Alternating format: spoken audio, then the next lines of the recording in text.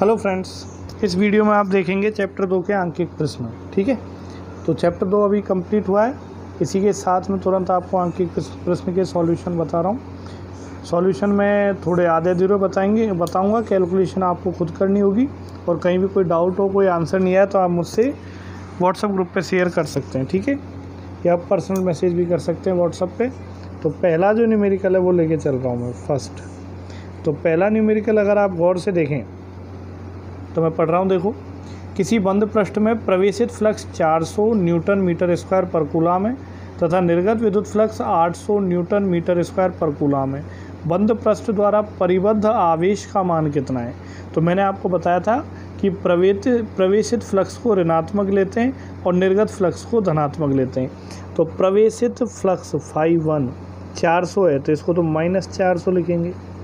ठीक है, और निर्गत फ्लक्स φ2 ये 800 है तो निर्गत फ्लक्स को धनात्मक लेते हैं। बताया था गाउस के नियम के महत्वपूर्ण तथ्यों में। अब आपसे पूछा है कि बंद पृष्ठ द्वारा परिबद्ध आवेश कितना है, तो पहले तो परिणामी फ्लक्स निकालो या कुल फ्लक्स। अदिश राशि है, कुल फ्लक्स कैसे निकालेंगे? दोनों को जोड़ देंगे तो फाई कितना आ जाएगा बताओ? 800 - 400 तो 400 रह जाएगा। और गाउस के नियम से फाई का फॉर्मूला होता है Q/ε0 बराबर 400। अब Q तो यहीं रहेगा और 400 गुना ε0 आ गया। अब आपको क्या ज्ञात करना है? बंद पृष्ठ से परिबद्ध आवेश, तो Q का मान ज्ञात करना है। तो Q आपको पता लग जाएगा, ऐसे लगेगा या नहीं? कैसे? ε0 का मान रख दो, 8.85 गुना 10⁻12 आ जाएगा। आंसर में दिया है NC मतलब होता है नैनो कूलाम। नैनो कूलाम मतलब 10⁻9 में आएगा। दूसरा न्यूमेरिकल अगर अपन देखते हैं, 2.4 मीटर व्यास के किसी एक समान आवेशित चालक गोले का पृष्ठ आवेश घनत्व 80 माइक्रो कूलाम पर मीटर स्क्वायर है। ये जहाँ गैप होगा वहाँ माइक्रो का चिन्ह है, मिसप्रिंट है यहाँ, है ना। तो व्यास दे रखा है 2.4 मीटर, तो त्रिज्या हो जाएगी आपकी 1.2 मीटर। और इसका पृष्ठ आवेश घनत्व सिग्मा जो है वो 80 माइक्रो कूलाम है। 80 माइक्रो कूलाम पर मीटर स्क्वायर है। 80 माइक्रो कूलाम पर मीटर स्क्वायर है। अब बोला है गोले का आवेश एवं गोले के पृष्ठ से निर्गत कुल विद्युत फ्लक्स ज्ञात कीजिए।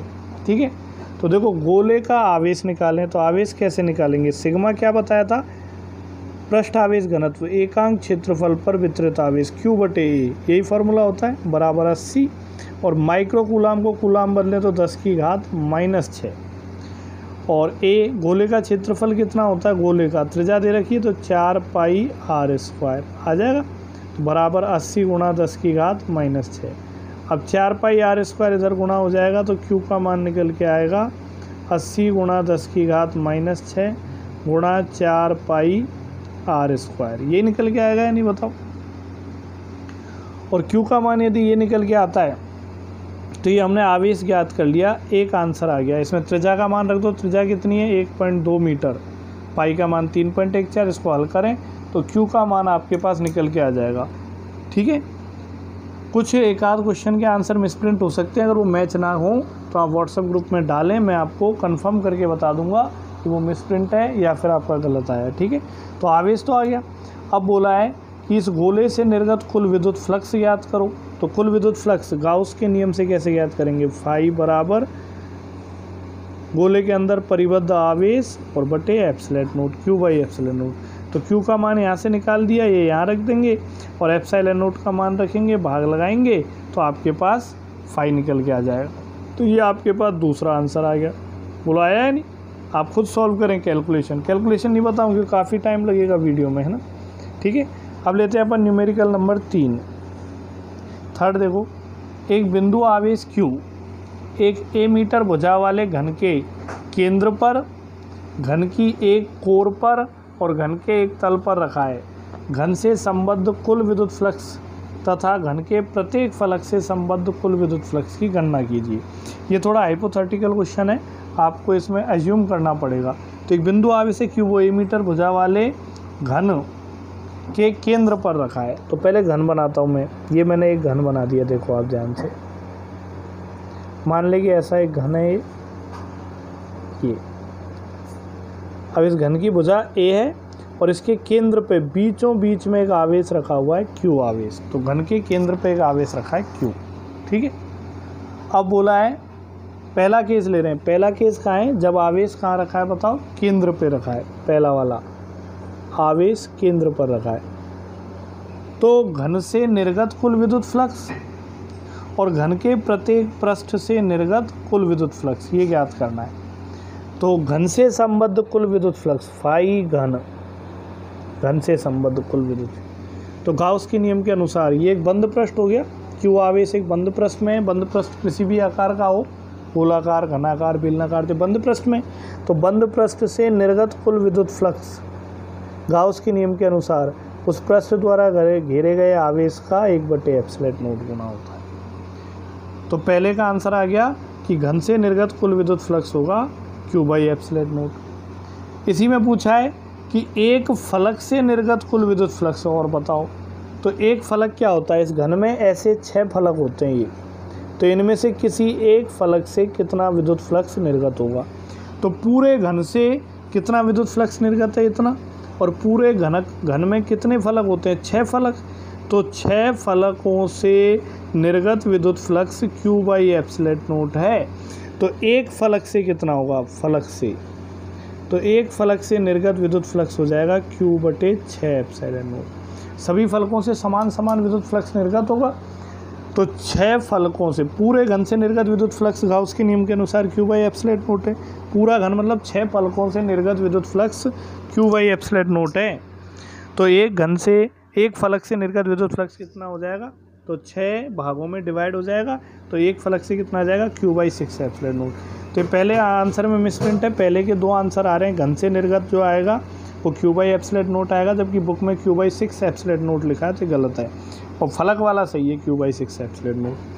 इसी का दूसरा लेते हैं। दूसरे में क्या बोला है कि जब घन की एक कोर पर रखा हो, सेकंड में बोला है कोर पर रखा हो। कोर मतलब होता है कोर या भुजा।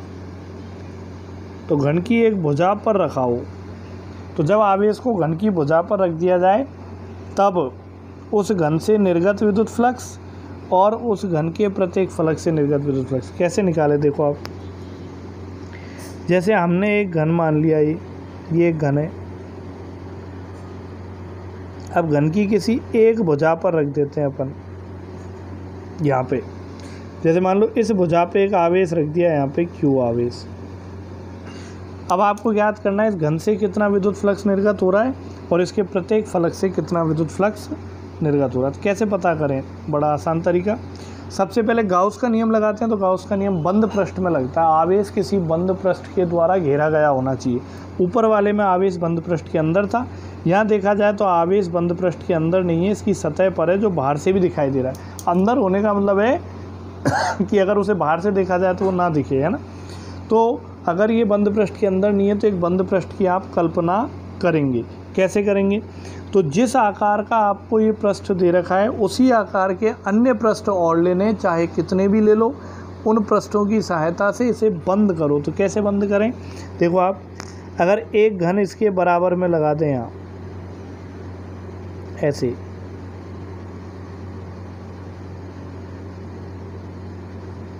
एक घन इसके बराबर में लगा देते हैं, ये लगा दिया। तो अब देखो इस साइड से तो ये बंद हो गया, लेकिन अभी इस भुजा पे रखा हुआ, तो ऊपर से देखने पर ये आवेश अभी दिखाई देगा। ऊपर से बंद नहीं हुआ है, नहीं हुआ है, कोई दिक्कत, क्योंकि इस भुजा पे रखा है। तो इस तरफ से तो बंद हो गया, इस तरफ घन है, इधर से बंद हो गया, लेकिन ऊपर से नहीं हुआ। तो फिर क्या किया जाए, 2 घन और लगा देते हैं ऊपर, ऐसे। आप समझ पाएंगे, ऐसे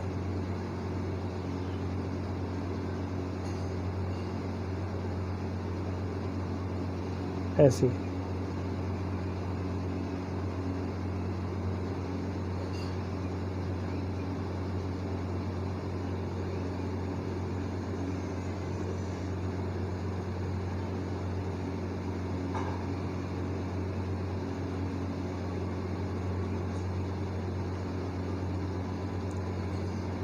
इस तरीके के 2 घन और लगा देते हैं, लगा दी। तो अब ये 4 घन हो गए, 1 2 3 4, और 4 घनों के बीचों बीच में आ गया ये Q आवेश, है ना। ये सिर्फ समझना है आपको, एग्ज़ाम में ऐसा बनाना नहीं है, बस समझना है। तो अब 4 घन हो गए, तो ये बीचों बीच में आ गया, मतलब ये चारों घनों के अंदर उपस्थित हो गया। अब इसे आप बाहर से नहीं देख सकते, है ना, या फिर घनों के अंदर है, या ये चारों घनों से बने ये घनाभ, या चारों घनों से ये जो घन बना है बड़ा घन, इसके अंदर उपस्थित है। तो आप गाउस का नियम लगा सकते हैं, क्योंकि अब आवेश बंद पृष्ठ के अंदर उपस्थित है।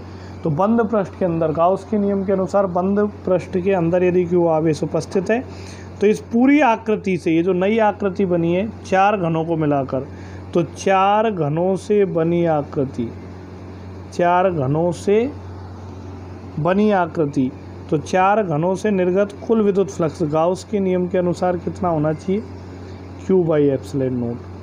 क्योंकि ये आवेश 4 घनों से घिरा हुआ है, तो चारों घनों से निर्गत कुल विद्युत फ्लक्स कितना होना चाहिए बताओ, Q/ε0 होना चाहिए नहीं। लेकिन हमें तो उस एक ही घन से ज्ञात करना है। ये तो हमने क्या किया, कल्पना की है 3 अन्य घनों की, जिससे बंद पृष्ठ प्राप्त हो और गाउस का नियम लगा सकें। जबकि हमें सवाल में क्या पूछा है कि अगर इस घन की एक भुजा पे रख दें तो इस घन से कितना निकलेगा। तो 4 घनों से इतना फ्लक्स पारित होता है, तो एक घन से कितना होगा, 5 घन। तो 4 घनों से इतना होगा, तो एक घन से कितना हो जाएगा, Q/4ε0। बोलो हो जाएगा या नहीं। आ गया पहला आंसर। दूसरे का अब बोल रहे हैं फलक से कितना होगा। तो फलक में कंफ्यूज नहीं होना है, फलक को गिनना पड़ेगा। फलक केवल वही गिने जाएंगे जो बाहर से दिखेंगे। जैसे आप जब 2 घनों को चिपकाओगे तो उनकी एक सतह तो अंदर छुप गई, इन 2 को चिपकाओगे तो एक सतह अंदर छिप गई। तो केवल उन्हीं सतहों को गिनना है जो बाहर से दिखाई देती है, क्योंकि विद्युत क्षेत्र रेखाएं उन्हीं से गुजरेंगी जो बाहर से दिखाई देंगी। अंदर आवेश रखा है तो विद्युत क्षेत्र रेखाएं कहाँ आएंगी, बाहर। तो कौन सी सतहों से गुजरेंगी, ये निकल के बाहर आएंगी जो बाहर से दिखाई दे रही हैं। तो फलक कौन से गिनने, केवल बाहर वाले। तो देखो इधर कितने फलक हैं, 1 2 तो ये हो गए, और 2 इधर इसके सामने हो जाएंगे, तो कितने हो गए, 4 फलक तो ये हो गए, हुए नहीं। फिर देखो इधर सामने कितने हैं, ये सामने 1 2 और 2 ही इसके पीछे हो जाएंगे, तो 4 ही हो गए। तो 4 और 4 8 फलक हो गए या नहीं। अब ऊपर बात करते हैं। ऊपर देखो 1 2 3 4, और इसके नीचे भी कितने होंगे, 4। तो 4 और 4 कितने हो गए, 8। समझ में आए। तो ऊपर नीचे 4 4, अगल बगल 2 2 और आगे पीछे 2 2, तो कितने हो गए, 4 + 4 + 2 + 2 + 2 + 2, तो कितने हो गए, 16 फलक।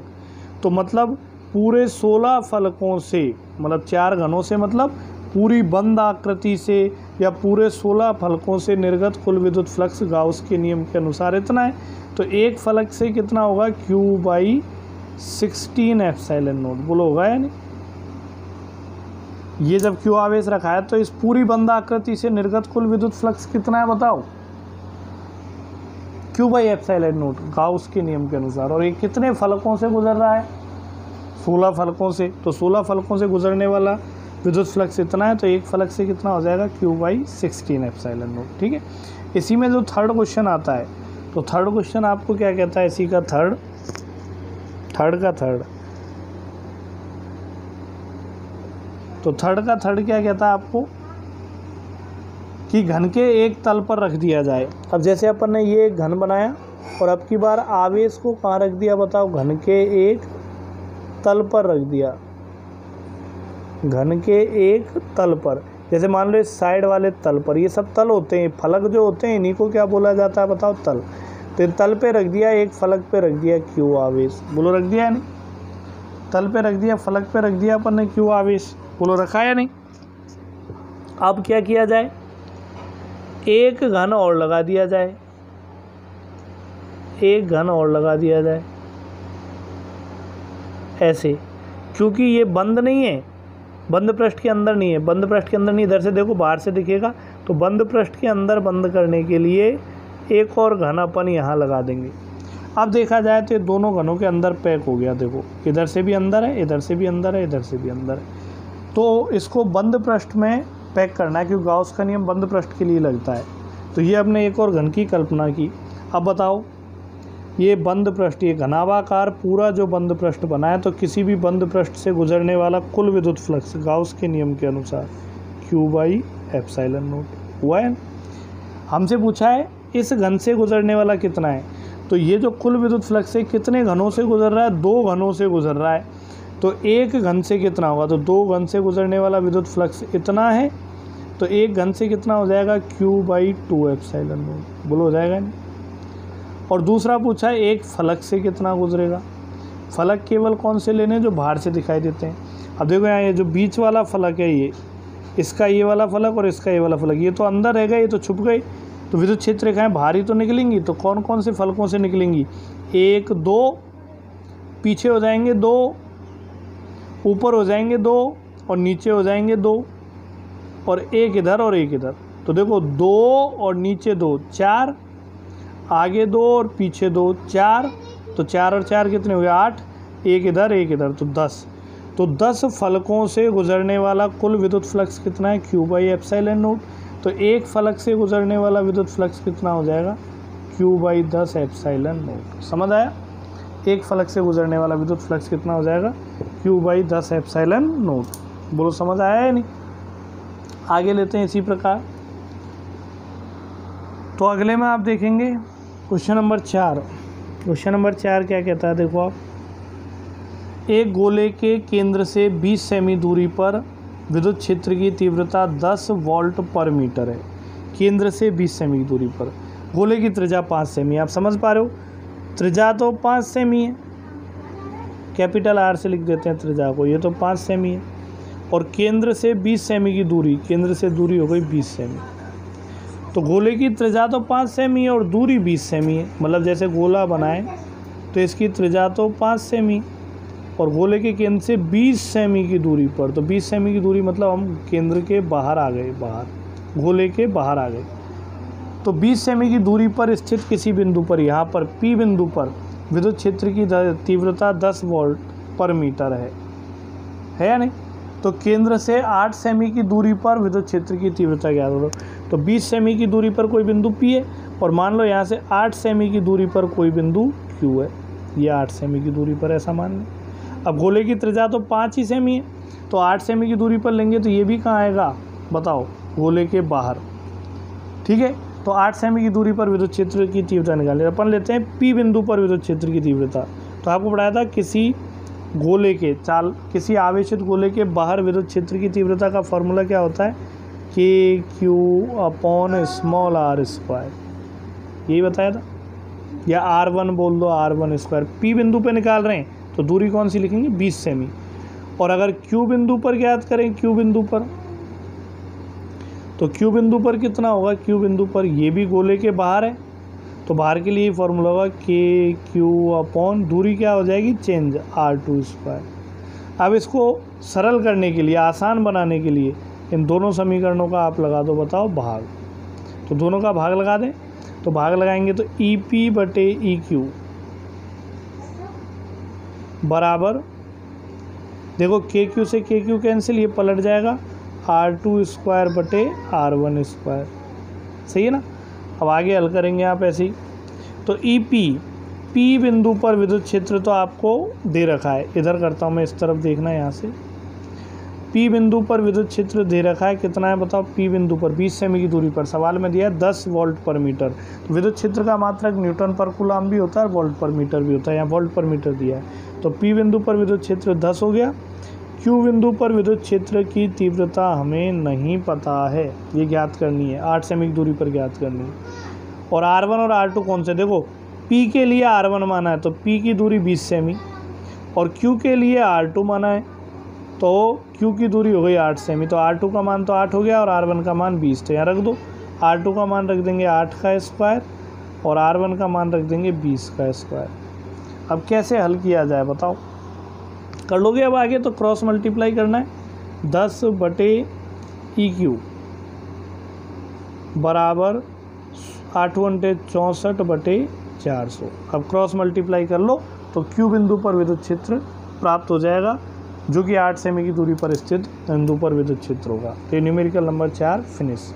अब लेते हैं 5वां, ठीक है। अब न्यूमेरिकल नंबर 5 देखेंगे आप सभी।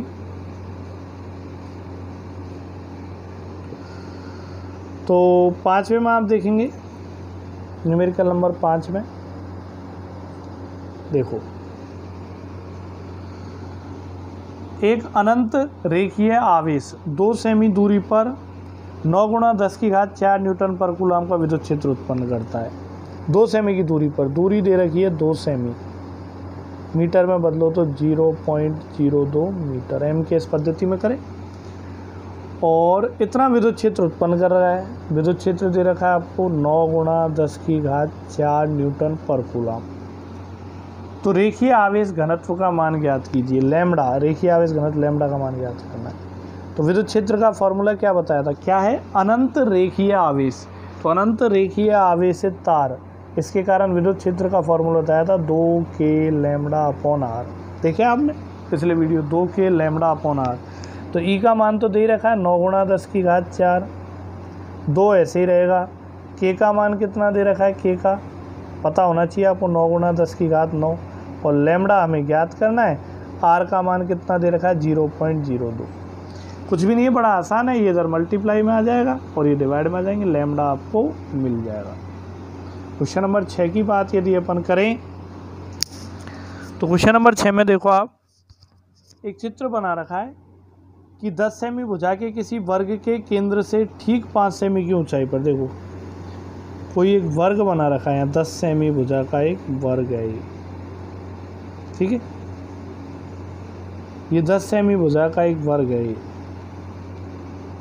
इसके केंद्र से, ये इसका केंद्र हो गया, केंद्र से 5 सेमी की ऊंचाई पर कोई +10 माइक्रो कूलम आवेश रखा है। केंद्र से ऊंचाई दे रखी है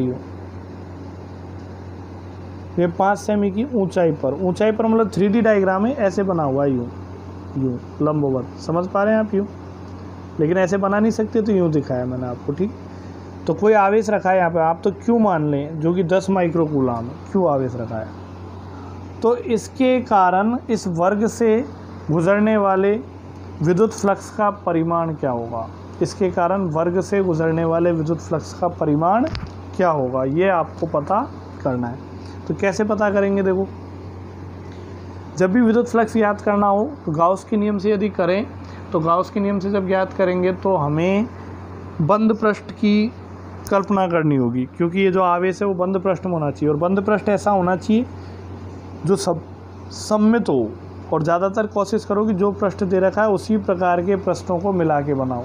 तो इस आवेश को बंद करें तो कैसे कर सकते हैं कि ऐसे ही 10 सेमी भुजा के और वर्ग ले लो, उन वर्गों में से एक वर्ग को तो इधर पीछे खड़ा कर दो, ऐसे ही ये कर दिया, और एक वर्ग को आप इधर आगे लगा दो, यूँ समझ पा रहे हैं आप, और इनको यूँ ज्वाइन कर दो, यूँ एक वर्ग को ऊपर लगा दो, ऐसे यूँ। तो अब अगर आप इसे गौर से देखें तो अभी एक घन हो गया, इस घन की भुजा 10 सेमी, ऊंचाई भी 10 सेमी, और 5 सेमी की ऊंचाई पर आवेश क्यों रखा है, 5 सेमी की ऊंचाई पर आवेश स्मॉल क्यों रखा है, मतलब केंद्र पे हो गया, टोटल ऊंचाई 10 सेमी है, 5 सेमी पर रखा है, मतलब बीचों बीच में हो गया, तो इसके केंद्र पे क्यों आवेश रखा है। तो अभी भी बताया था किसी बंद पृष्ठ से, बंद पृष्ठ किसी भी आकार का हो, आकार का तो कोई फर्क पड़ता ही नहीं, तो गाउस के नियम के अनुसार किसी बंद पृष्ठ से या इस घन से गुजरने वाला कुल विद्युत फ्लक्स कितना होगा, इसके द्वारा घेरे गए आवेश Q और इसका 1/ε0। लेकिन हमसे घन से निकलने वाला विद्युत फ्लक्स नहीं पूछा है, हमसे पूछा है इस वर्ग से गुजरने वाला विद्युत फ्लक्स। तो अगर इस वर्ग से गुजरने वाला विद्युत फ्लक्स ज्ञात करें तो ये जो घन है वो कितने वर्गों से मिलके बना है, 6 वर्ग। तो 6 वर्गों से गुजरने वाला विद्युत फ्लक्स ये तो हमें पता है, घन से है गुजरने वाला विद्युत फ्लक्स पता है, मतलब घन में कितने वर्ग है, 6 वर्ग। तो 6 वर्गों से गुजरने वाला विद्युत फ्लक्स पता है, एक वर्ग से पूछा है तो एक वर्ग से कितना निकलेगा, नीचे वाले से 6 का भाग लगा देंगे तो Q/6ε0 हो गया। तो इस वर्ग से गुजरने वाला विद्युत फ्लक्स हो जाएगा Q/6ε0।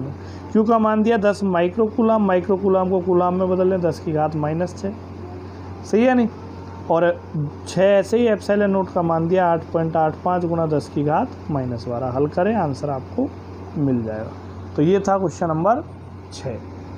बात करें क्वेश्चन नंबर 7 की, तो क्वेश्चन नंबर 7 देखेंगे आप सभी,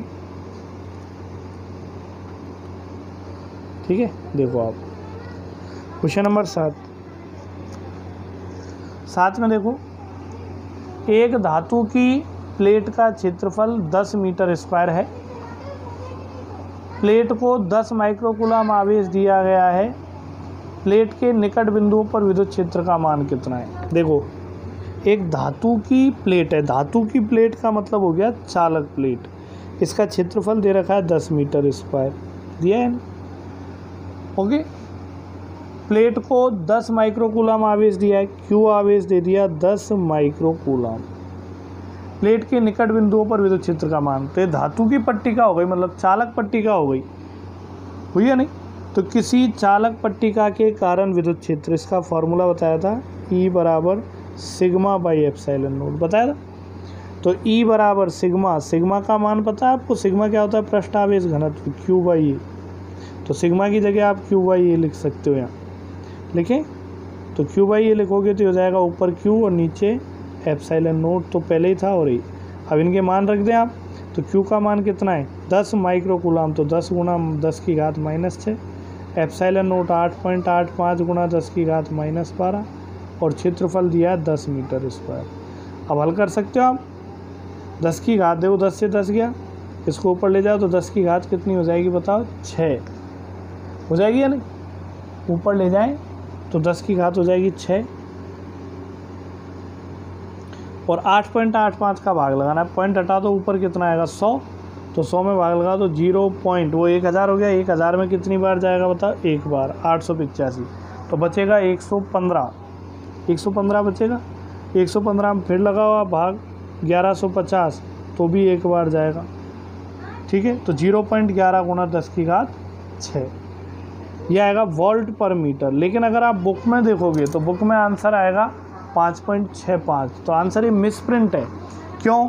क्योंकि बुक में लिखा है धातु की प्लेट, और धातु की प्लेट कैसी होती है, धातु मतलब चालक, और चालक पट्टिका के कारण विद्युत क्षेत्र का फॉर्मूला ये होता है सिग्मा बाई एप्सिलॉन नॉट। लेकिन एक चीज़ और पढ़ी थी अपन, अचालक पट्टिका के कारण विद्युत क्षेत्र, तो वो होता है सिग्मा बाई 2 एप्सिलॉन नॉट। मतलब इसका क्या हो गया बताओ, 1/2, मतलब इसका आधा हो गया, बोलो हुआ है नहीं इसका आधा। तो अगर ये जो आंसर आया 0.11, इसका अगर आप आधा करो तो वो आ जाएगा 5.65 गुणा 10 की घात 7, आंसर वो आ जाएगा। तो अगर आपको आंसर मैच करना है, बुक का आंसर ही आए, तब तो आप इसमें धातु की पट्टिका की जगह क्या लिख देना, अचालक पट्टिका। अचालक पट्टिका के लिए बुक वाला आंसर आ जाएगा, ये मिसप्रिंट है। और अगर आप न्यूमेरिकल सेम रखना चाहो और आंसर में करेक्शन करना चाहो, तो न्यूमेरिकल में धातु की पट्टिका दी है, धातु की मतलब चालक पट्टिका, तो चालक पट्टिका के लिए आंसर ही आएगा। तो ये विशेष ध्यान रखना है, ठीक है। समझ आया यहाँ तक? तो ये अपने 7 क्वेश्चन हो गए, बाकी अगले वीडियो में लेते हैं।